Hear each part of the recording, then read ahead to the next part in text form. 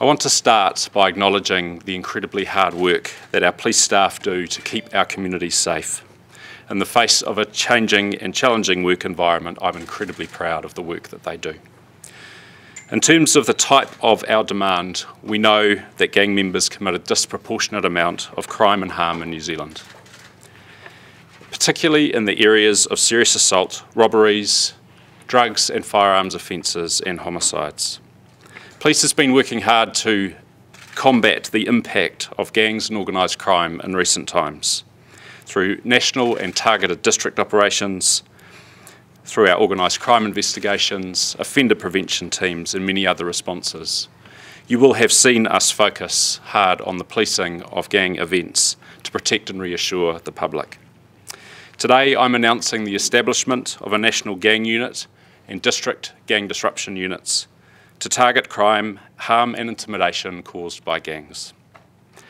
I've directed that the National Gang Unit be established to enable a continuation of our work and build our operational capability further.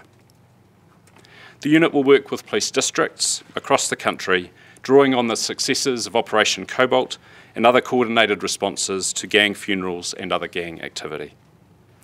The National Gang Unit will support district-based staff to plan, coordinate around enforcement and police responses in a determined effort to continue applying pressure on gangs and to prevent gang-related crime, disorder and intimidation.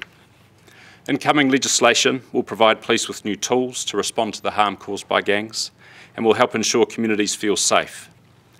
The National Gang Unit will ensure our officers can effectively enforce the intent of the legislation.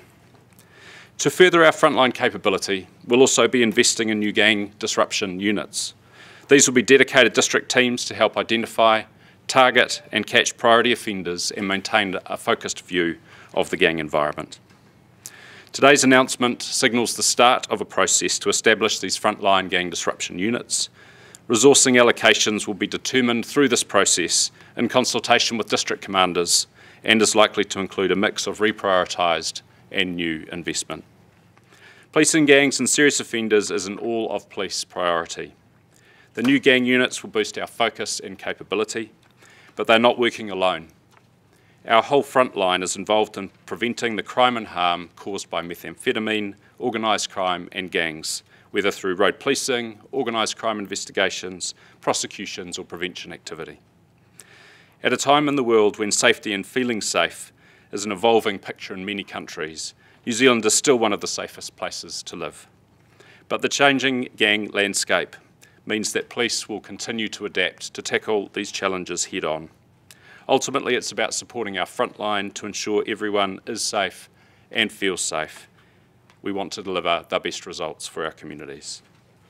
Work to implement the National Gang Unit is currently underway. Once complete, the work of Operation Cobalt will be continued through the National Gang Unit. I thank the Minister for joining us here today and just invite him to make a couple of comments. Yeah, thanks, Commissioner. Look, thanks everyone for coming out this morning. This is an important announcement. This is delivering on what is our government's priority around putting public safety now at the heart of what we're doing and clamping down on a serious gang problem we have in New Zealand. We all saw recently the tragedy that unfolded on Ponsonby Road with a Killer Bees gang member carrying a firearm and killing an innocent member of the public. We're not putting up with that anymore, and we've got a big program as the incoming government around public safety. This is part of it. On the operational side, of course, we're giving the police additional powers. We're banning gang patches. We've been very clear about that. The only reason why gang members wear gang patches is because they want to frighten and intimidate the communities that they operate in.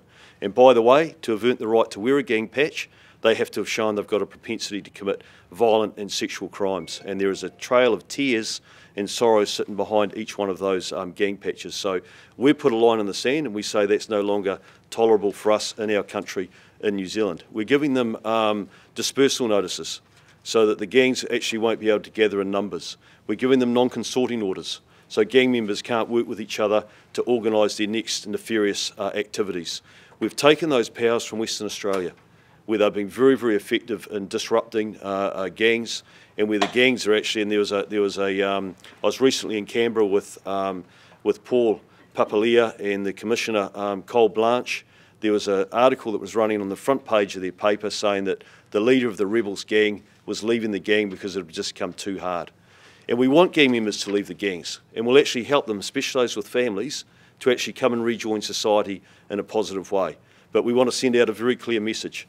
If you continue to peddle drugs, if you continue to perpetrate violent sexual offending in our community, if you continue to break the law and think you're above the law, then under this government things are going to change radically. And I want to acknowledge the Commissioner, and I want to acknowledge the announcement today, because these gang disruption units that are going to be based in the districts supported by the gang unit centrally are going to be very effective in making sure that if a gang member or a gang pops their head above the parapet, then the police are going to have a strong response to deal with that.